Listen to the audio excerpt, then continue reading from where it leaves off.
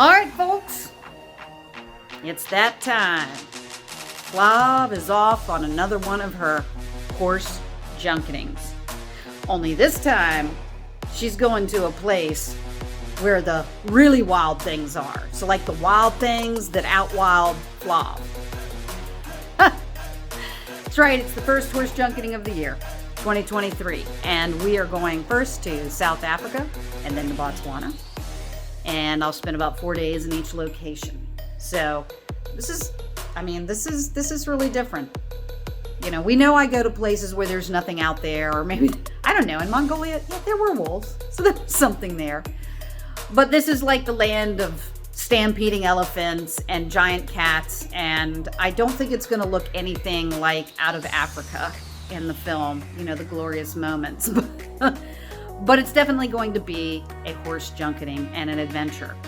So, kicking off the vlog today, fly out tomorrow, and I thought today it'd be kind of fun to talk about some of the logistics and the appropriate kind of packing we need to do.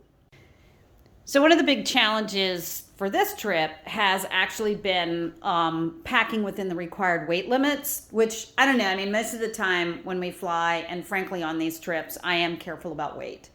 But it's also that they've been very particular about the kind of bag you can have, and it must have one flat side and the exact measurements. And if you don't, they throw your crap into a trash bag, and then they leave your stuff at the demarcation point, so where they pick you up to come back and collect later, and you pay like, I don't know, it costs you like $65.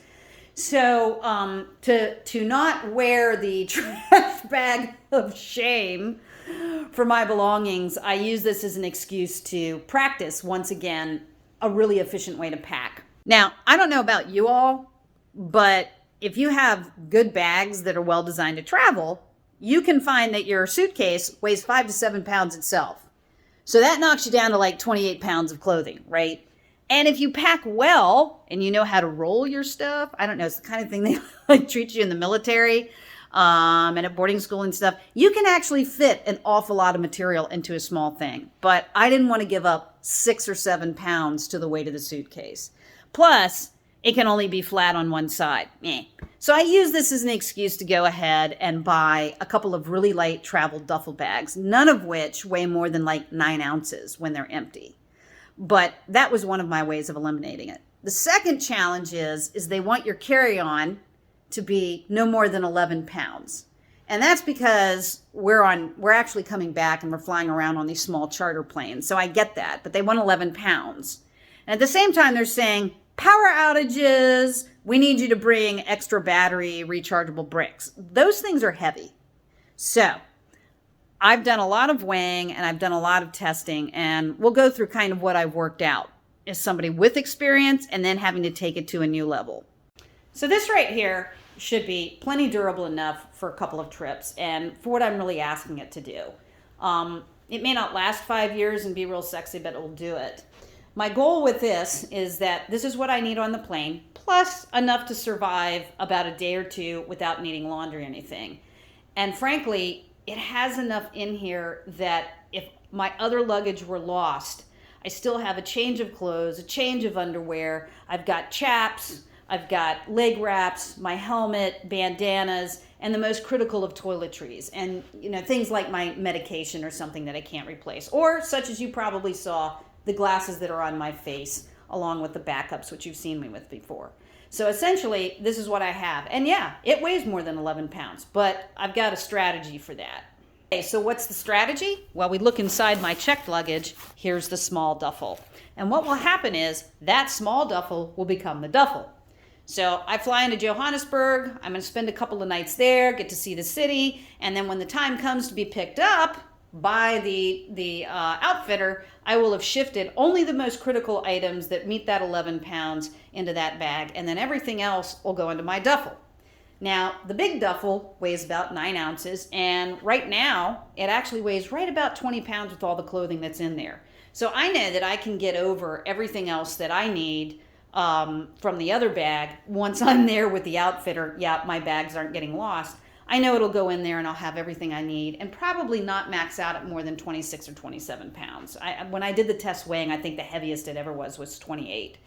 And in this it always ends up, folks, you got to remember layer, layer, layer, layer. I mean, I've got a really heavy Melton sweater in there that's tightly knit, and it's just, you can use it when it's 20 degrees outside. That's probably overkill. But I probably could throw that out, not take it, and save like a pound there.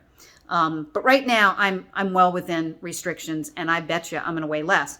The big thing to remember from this is that using these duffels this way, you can save a lot on weight. And if you're packing well, I mean, come on, do you really need to take 35 or 40 pounds of stuff for, for a couple of weeks? I don't think so. So I'm going to go over the final little series of challenges that I actually kind of embrace on trips like this. And hopefully you can use it as a little bit of a tip. Now, the first thing I'm looking at actually is this clear, like lanyard that we put like our ID cards in or something like that when we're at a conference. Use these. Leave your wallet at home. Use something like this. Take only like the main credit card and the cash card that you're going to use when you hit the ATM at the airport. You're not taking any cash you don't need to with you. And then this is completely sealed. It keeps it dry. Keep it small. And then finally, I actually recommend that you do get a passport card.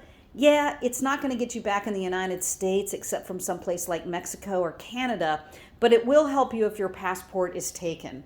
Okay, so y'all are probably like, man, Ruffner, la la la la la la la. And yeah, I have the gift of gab. So I'm going to wrap on this first vlog.